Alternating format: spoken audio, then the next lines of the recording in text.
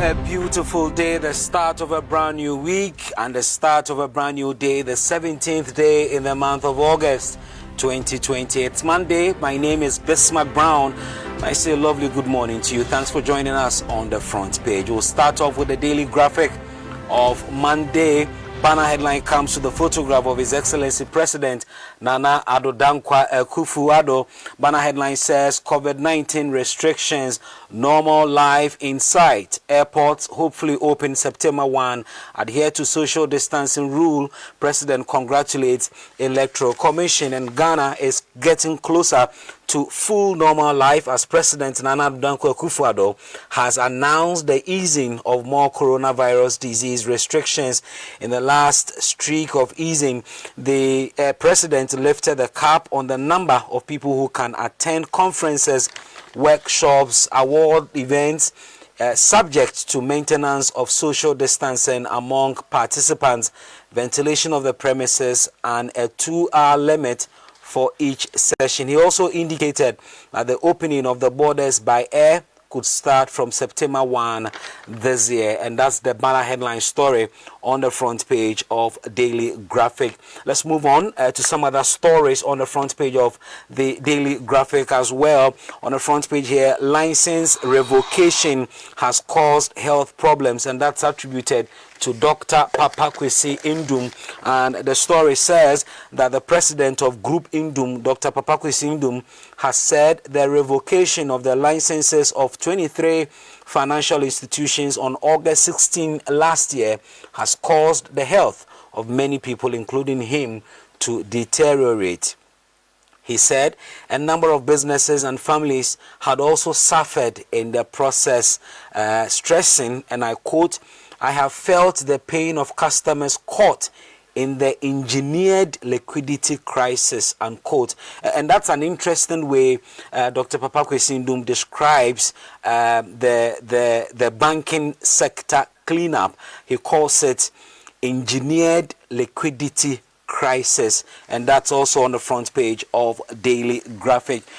On the front page of Daily Graphic as well, we're told that Parliament has approved 5 minerals royalty agreements, and Parliament last Friday approved 5 agreements to allow the country to derive maximum value from its mineral resources and monetize its mineral income accruing to the country in a sustainable and responsible manner in line with the Minerals Income Investment Fund Act 2018, Act 978, and that's captured by the Daily Graphic of today. The minority in Parliament have difficulties regarding this agreement, and they call it a deliberate denial of royalties to the traditional authorities in the areas where these minerals are going to be mined, and that's also captured by Daily Graphic. Well, we're told that India is making inroads into COVID-19 vaccine with 3 clinical trials underway, and India is conducting clinical trials on 3 vaccines for the COVID-19, which it hopes to share with members of its South-South cooperation. The Indian High Commissioner to Ghana, Mr. Sugan Rajaram, told the Daily Graphic in an interview last Saturday that his country would make the vaccines available to Ghana to strengthen the long-standing relationships or the long-standing relations between the two countries. And that's coming from the Daily Graphic of Monday. We move on to the Informer, and the Informer newspaper says, as Ghanaians prepare to exercise their franchise on December 7, danger looms, and that's a warning coming from security dons. Let's move on to some other papers, and this morning the Chronicle is our next paper. The Chronicle says, issue-based debate thrown overboard, babies with sharp teeth on the loose. Pound Information Minister over harmless joke in Parliament. On the front page of the Chronicle as well, Zongo Development Fund CEO didn't breach procurement rules, and that's coming from the Public Procurement Authority, the PPA, and it's captured by the Chronicle. And the Chief Executive Officer of the Zongo Development Fund, Arafat Suleimana Abdullahi, has been exonerated of not breaching any of the Procurement Act instruments as purported by the Corruption Watch report.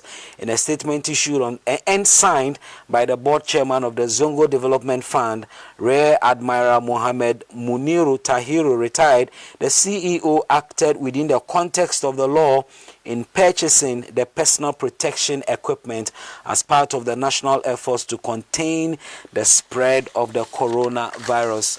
And it goes on and on and on. On the front page of the Chronicle as well, Chief Azoka incites NDC youth against NPP.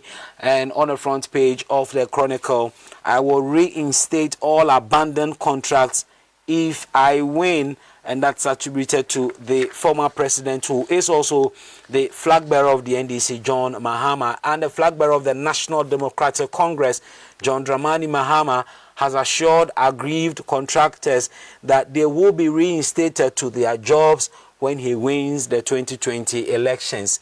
And this is exactly what he said, and I quote, "We are going to send you contractors back to work as long as your jobs have not been terminated. When you hear I have won the elections, just go back and start working, and we will come to an agreement to pay you.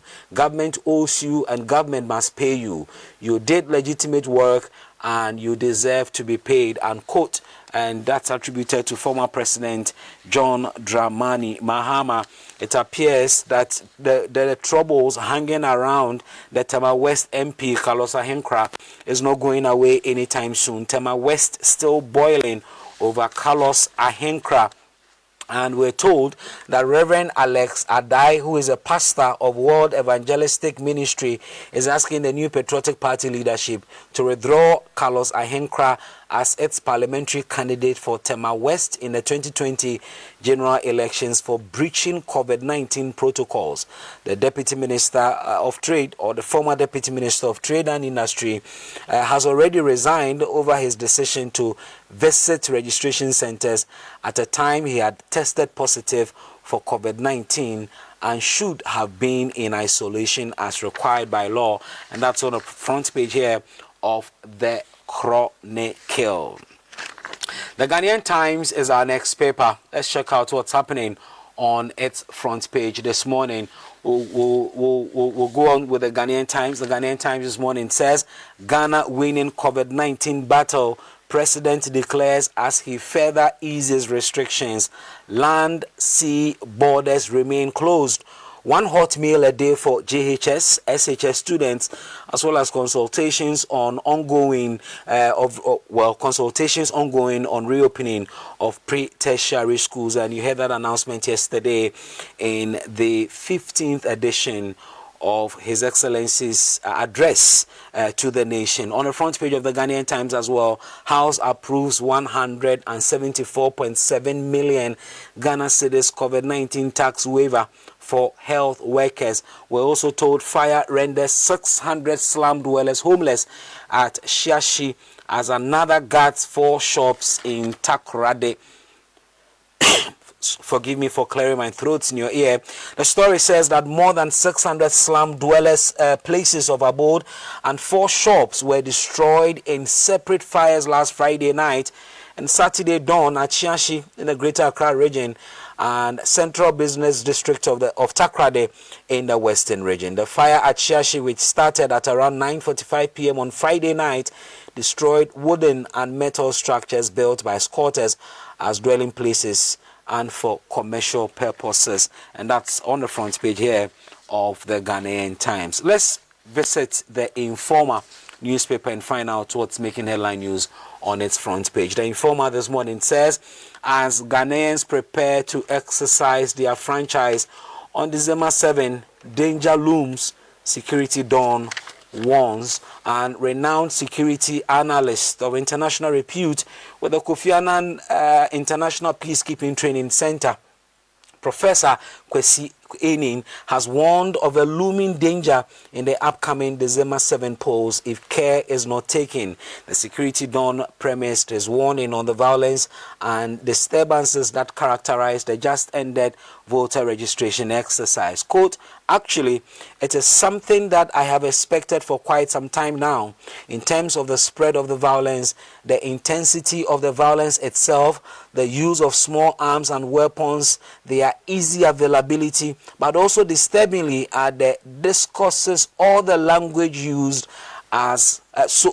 so blatantly that now for most people they cannot differentiate between decent, acceptable society behavior and what is indecent and dignified language. Violence, the threat of the use of violence and positive spin-offs that arise from using violence have become acceptable parts of our daily lives, unquote. And these are quite unfortunate trends that we're seeing, and we should be maturing out of violence related to politics by now.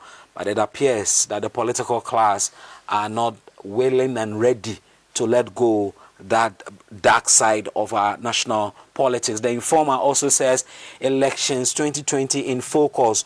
John Jane hit ground running, adopt two-pronged approach to drum home message. So while Professor Jenana Opoku-Agyeman, who is the running mate for former President Mahama, visiting the three northern regions, the former president and the flag bearer of the NDC is set to visit the Volta region and the OT regions generally today, if all go well. On the front page of the Informer as well, Akufo-Addo and Living's AFCFTA, Accra headquarters to administer free trade agreement. On the front page of the Informer as well, government busted in Parliament as minority exposes attempts to deprive traditional authorities of royalties. And this has to do with the JAPA agreement that Parliament approved on Friday. And that's on the front page of the Informer. Let's move on to Daily Guide and find out what's on the front page of Daily Guide today. Banner headline, NDC MPs fight over Papano, and it happened in Parliament last week when Parliament was thrown into confusion last Friday evening when a popular social media term, Papano, which literally means the man, was used in the chamber. And you should have seen and heard the minority leader's reaction to the information minister's decision to refer to John Jinapor as Papano. Well, and that's on the front page here of Daily Guide, stirring controversy. The minority in Parliament said that if he did not withdraw the use of Papano in reference to a colleague member of Parliament, they were also not going to recognize him as a minister of state, and therefore will choose to call him any name they prefer. Daily Guide reports as well, Mahama brothers lawyers revealed in Airbus scandal. Also on the front page of Daily Guide, Kotoka Airport reopens September, and that's on the front page here of Daily Guide. The Inquisitor reports today, ripples of voter registration, mistrust in police service over NPP politics. And we're told that all is not well within the Ghana Police Service, and there is growing trend of mistrust within the Ghana Police Service following the harrowing experience personnel of the service went through during the just-ended voter registration exercise. First is the suspicion of the hierarchy of the service, as some of them feel that their colleague commissioners are selling them out to the government. Second are the junior ranks, who feel that their superiors are out to serve their political masters and are not ready to protect them in the line of their duty. The visible mistrust, anger, and frustration in the service are results of how uniformed men and women are roughened up in some areas during the just-ended voter registration exercise. And it goes on and on and on to intimate to us what it believes to be a growing trend of mistrust within the police service for their superiors. And that's on the front page of the Inquisitor. EC under fire over selected registration abroad, and a group made up of Ghanaians living abroad, and they call themselves Article 42, has described as unacceptable the expected decision to conduct online voter registrations for only diplomats, international civil servants, and students on Government of Ghana scholarship abroad. The group has been campaigning for the inclusion of all Ghanaians living or staying abroad to be registered onto the electoral roll in line with the Representation of the People Amendment Act, which was passed in 2017. And don't forget that this year, the Electoral Commission is expected to implement ROPA. Well, but indications from a circular at the Ghana Embassy in the Czech Republic and cited by City News are that not all Ghanaians living or staying abroad will get the opportunity to be registered. The global coordinator for the group, Richard Delasky, told City News that the group is considering other options to get the electoral management body to have them captured on the register for the 2020 general elections. And this is what the group feels. Quote, "We feel this is completely unacceptable. It is a decision that flies in the face of the High Court on the basis of what we have seen so far. It does seem that the Electoral Commission is trying to use the procedure to be discriminatory. We find that objectionable. We're speaking to our lawyers," unquote. And it's on the front page of the Inquisitor. Afenyo marking John Kuma score high marks, and Papano craze upon Chroma to be unveiled on Wednesday. Let's move on to the Daily Statesman, and the Daily Statesman says, "We offer support because we care." Akufo-Addo replies detractors over freebies, and that's the banner headline story on the front page of the Daily Statesman. The Daily Statesman also reports Rawlings was unfair to Mills, says Mahama, and this refers to Professor Ahoy's book titled Working with Rawlings, and in the book Professor Ahoy refers to Mr. Mahama at a point also describing how the former president Professor John Evans Atta Mills of blessed memory intimated to him how Mr. Rawlings' attacks on him was affecting him. And in the book, Mr. Mahama is reported to have re-echoed the fact that those attacks were having a serious toll on the late president, John Evans Atta Mills. And it's on the front page of the Daily Statesman. DI condemns military attack on TV3 reporter. There's a caption on the front page here of the Daily Statesman. The Daily Dispatch is our next paper, and banner headline, Afro Barometer over the last 10 years reveals unemployment is key problem for Ghanaian youth.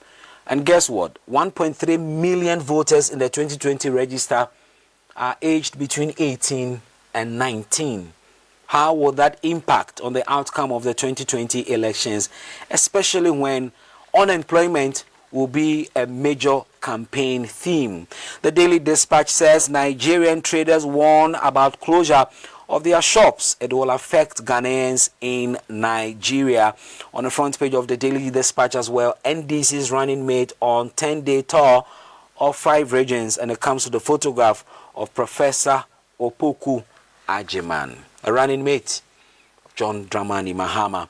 And that's about it for some stories, politics, and other matters. Let's move on to the business newspapers now. The Economy Times says rural banks record high fraud cases, and the rural and community banks in the country have been hit hard with fraud cases within the banking sector, leading the 2019 Banking Industry Fraud Report by the Bank of Ghana.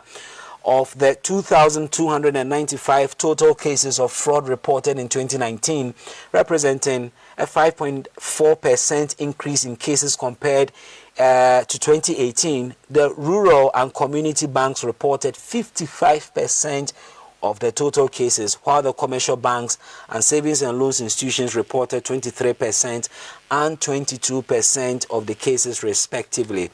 This is certainly not good at all for the integrity of our financial sector. On the front page of the Economy Times as well, BOP reserves CD to improve, and Ghana's balance of payment reserves and its fiat currency, the CD, are expected to improve as the country prepares to secure a $1.3 billion syndicated loan. And it goes on and on and on to talk about the economy and how we are doing. The Economy Times reports. The BNFT, the Business and Financial Times, is our last paper for domestic news. BOG orders police vetting of bank staff to curtail fraud. And I guess this is a call in the right direction. But how detailed is this police vetting going to be? The BNFT also says for oil to deliver prosperity, we must commit to good governance. And that's coming from the Public Interest and Accountability Committee, and it's on the front page of the Business and Financial Times. Let's say good morning to William Ofosu Ama, and you are watching us live here in Accra. You are within the Ablekuma North constituency. Good morning to you, Don Kulion. Let's move on straight inside Africa and find out what's making headline news in Africa. We go straight to Zimbabwe, and Zim is in the news today with the president of Zimbabwe, President Emerson Mnangagwa, and the story says that Zimbabwe rejects Catholic bishops' criticism of corruption abuse, and that's happening in Africa. We move on to some other stories in Africa, and COVID-19, South Africa eases lockdown as outbreak reaches peak, and South Africa's president has said coronavirus infections appear to have peaked in the country as he announced a sweeping relaxation of lockdown measures. President Cyril Ramaphosa said nearly all restrictions on the country's economy would be eased from today, and that's happening in South Africa. Well, I'm sure you know about the oil spill in Mauritius. Well, we're told that the wrecked MV Wakashio has broken up. Indeed, the ship is sinking, and a Japanese bulk carrier that has leaked hundreds of tons of fuel oil off the Mauritius coast has broken apart, authorities in the island nation say. The MV Wakashio ran aground on a coral reef on July 25 with 4,000 tons of fuel, causing an ecological emergency.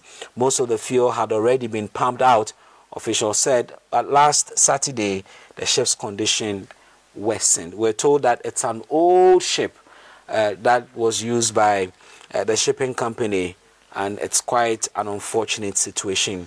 We're not sure what AU's position on this matter is as of now. Are there going to be sanctions slapped on the shipping company? We're not sure, but this is also happening in Africa. Many thanks for your time this morning. We appreciate you joining us. Thank you for the pleasure of your company. My name is Bismark Brown. Keep enjoying Stream TV and have a super day.